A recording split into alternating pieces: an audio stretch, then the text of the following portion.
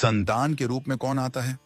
पूर्व जन्म के कर्मों से ही हमें इस जन्म में माता पिता, भाई बहन, पति पत्नी, प्रेमिका, मित्र शत्रु, सगे संबंधी इत्यादि संसार के जितने भी रिश्ते नाते हैं सब मिलते हैं, क्योंकि इन सब को हमें या तो कुछ देना होता है या इनसे कुछ लेना होता है। वैसे ही संतान के रूप में हमारा कोई पूर्व जन्म का संबंधी ही आकर जन्म लेता है, जिसे शास्त्रों में 4 प्रकार का बताया गया है। 1. अणानुबंध पुत्र। पूर्व जन्म का कोई ऐसा जीव जिससे आपने ऋण लिया हो या उसका किसी भी प्रकार से धन नष्ट किया हो, वह आपके घर में संतान बनकर जन्म लेगा। वह अपना धन बीमारी में या व्यर्थ के कार्यों में तब तक नष्ट करेगा जब तक उसका पूरा हिसाब न हो जाए। 2. शत्रुपुत्र। पूर्व जन्म का कोई दुश्मन आपसे बदला लेने के लिए आपके घर में संतान बनकर आएगा। बड़ा होने पर वह माता पिता से मारपीट, झगड़ा करेगा या उन्हें सारी जिंदगी किसी न किसी प्रकार से सताता ही रहेगा। वह हमेशा कड़वा बोलकर उनकी बेइज्जती करेगा और उन्हें दुखी रखकर ही खुश होगा। 3. उदासीन पुत्र।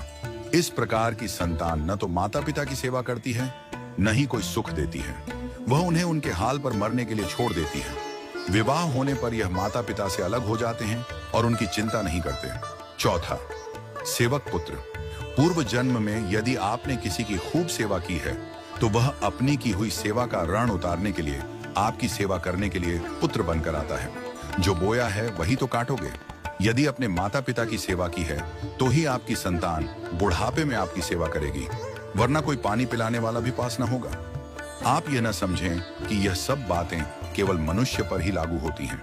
इन 4 प्रकार में कोई भी जीव आ सकता है। यदि आपने किसी गाय की निस्वार्थ भाव से सेवा की है तो वह भी पुत्र या पुत्री बनकर आ सकती है। यदि आपने गाय को स्वार्थवश पालकर उसके दूध देना बंद करने के पश्चात उसे घर से निकाल दिया हो तो वह ऋणानुबंध पुत्र या पुत्री बनकर जन्म लेगी। यदि आपने किसी निर्दोष जीव को सताया है तो वह आपके जीवन में शत्रु बनकर आएगा।